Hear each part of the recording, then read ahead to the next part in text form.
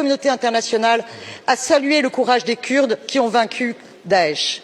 Aujourd'hui, nous voulons briser le silence de cette même communauté internationale, alors que des milices islamistes payées par la Turquie attaquent le barrage de Tichrin, défendu par les forces armées et les populations civiles, en premier lieu les femmes.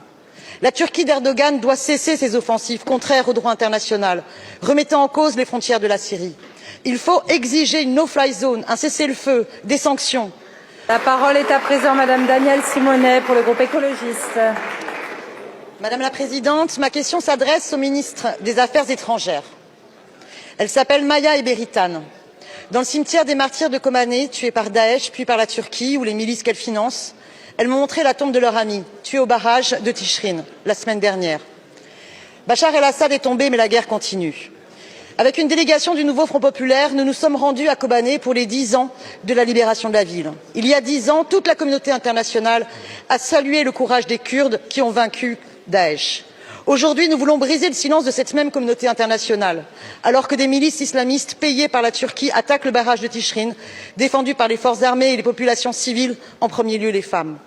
La Turquie d'Erdogan doit cesser ses offensives contraires au droit international, remettant en cause les frontières de la Syrie.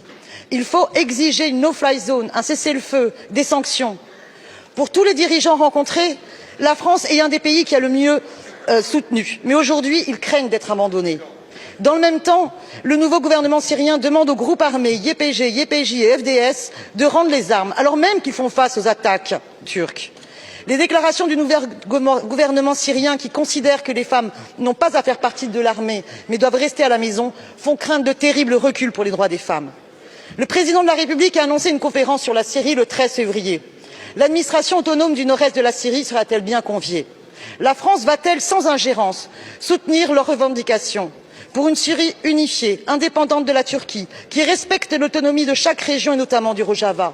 Son contrat social, basé sur la participation démocratique de toutes les communautés, kurdes, arabes, syriaques, l'égalité entre hommes et femmes et leur implication démocratique dans toutes les sphères de la société et de l'armée est une chance pour toute la Syrie, pour un processus constituant à construire.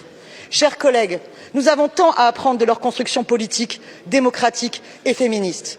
N'oublions pas leur slogan. Les femmes, la vie, la liberté, Jinjian Azadi. Merci beaucoup, Madame la députée.